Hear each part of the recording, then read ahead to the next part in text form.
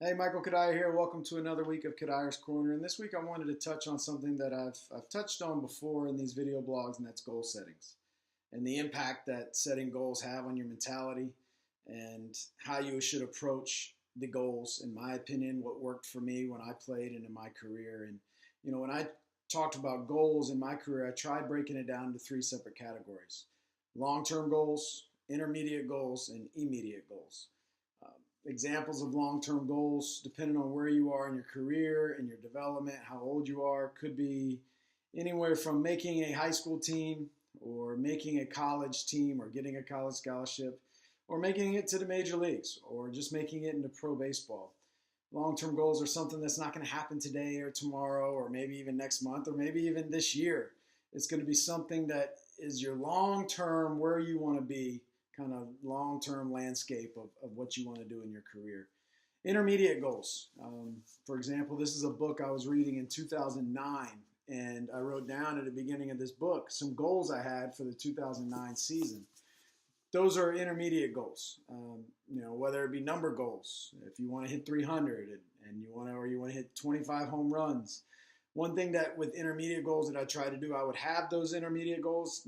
Sometimes I would put numbers on them, sometimes not, but I would have a way to attain those goals. So if it's hit 300, I would put next to that, don't waste at bats. Or if I want to hit, drive in 100 runs, and next to that I would put get the easy RBI. Things like that for my intermediate goals.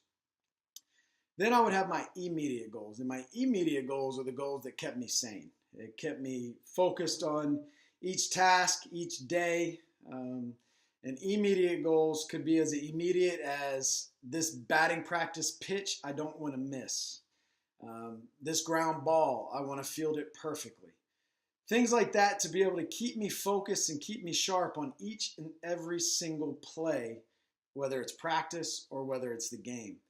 I think that's the big difference as you continue to go up in your career. And if you're fortunate to make it to the major leagues, the biggest difference between major leaguers, guys that have been there and stay there and establish themselves as major leaguers, and minor leaguers, a lot of times it's focus. A lot of times it's being able to narrow your focus on each and every play and each and every individual task that you have.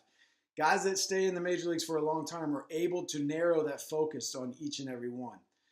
Same thing as you continue to go up the ladder or you continue to go down the ladder. The biggest difference between a college player and a high school player, a lot of times, is focus, and so on and so forth. So my immediate goals would allow me to now focus on each and individual play. It also kept me sane in the sense that, you're out there grinding every day for a long-term goal, and if that's the only thing you have in your long-term goal, it's very, very easy to get discouraged. It's very, very easy to say, man, I've been grinding at this for 6 months and making it to college, I still can't even do it for another year and a half. It's very easy to get discouraged, which is why I think you should separate your goals into different categories to be able to keep you always striving for something.